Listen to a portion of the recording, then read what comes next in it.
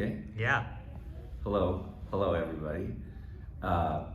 So this was how many years ago? This was 5 years ago, and I was actually working in Chicago on The Exorcist TV version of The Exorcist with Gina Davis, and I was flying back and forth from LA to Chicago, and my wife was working on the show called The Catch at the time.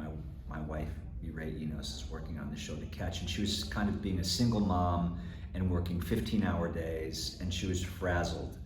And so I came home for a long weekend, and I came home like late Friday and was going to fly back late Monday. And Monday morning, my wife had asked me to take our little boy to Mommy and Me music class, actually just to go with them, you know. And I said, yeah, I'm there. And then early that morning, my manager calls and says, Alan, I got you this audition for an HBO show. And I was, intrigued. And I said to my wife, honey, Mark called and I have an audition for an HBO show today. And she like burst into tears. She just was like instantly like consumed with grief because she was just so worn out, and so I called Mark back and I said, I can't. I promised my wife I'd go to Mommy and Me class, and excuse me, my phone is just going off in my pants. I don't know what it is. It's nothing. It's horseshit.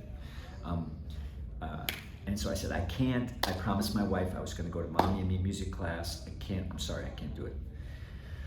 And so we go to the music class, and you have to leave your phone outside with your shoes, and it was Miss Deborah playing guitar and, sticks and tambourines and stuff.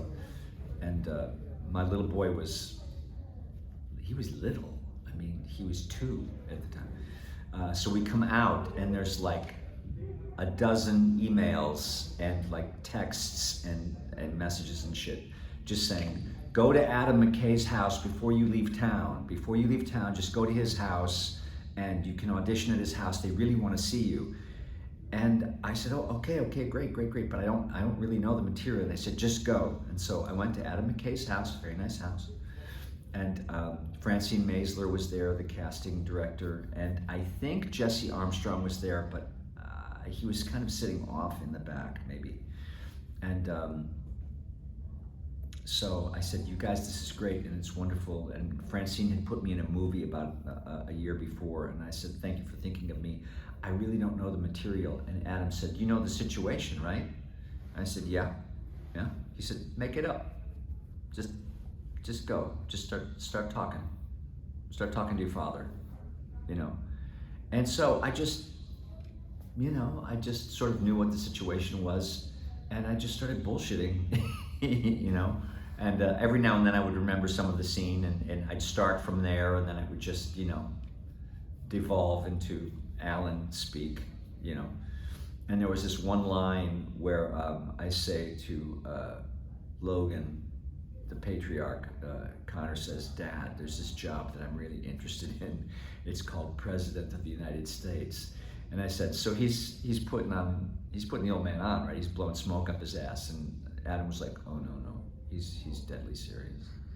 And then I knew, in that instant, I knew who Connor was, and I knew sort of what problems he had, suffering from delusional disorder and so forth. And so we just continued with the audition, and I flew back to Chicago, and by the time I landed in Chicago, my manager, Mark Teitelbaum, had called and said they want you to do the part. So it was just one of those things where I almost didn't go. I almost blew it off. And it's turned out to be like the job of my life. I've been waiting 30 years easily for a show like this that's ostensibly a drama, but it's just like wickedly, sickly funny. It's a dream job. And the way that we did the audition is pretty much the way we shoot the show.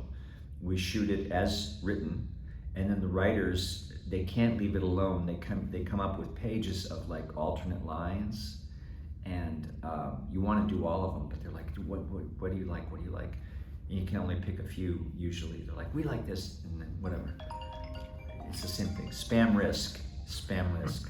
And how much on the show is improvised? Well, we do it as written, and then we do the alternate lines that the writers have cooked up, and then almost every time, especially when we work with Mark Mylod, who's our producing director, and he usually directs like 4 of the 10, usually the first 2 and the final 2. He'll say, freebie, free one, whatever comes out of your mouth. And usually it's just, you're just sort of paraphrasing what the writers have come up with, Right. you know. But every now and then, somebody would just get a wild hair in their ass and take a left turn. And if you hang on with them, sometimes you come up with something great, you know. Most of the times it's just like kind of a watered down version of what they've written, Right. you know.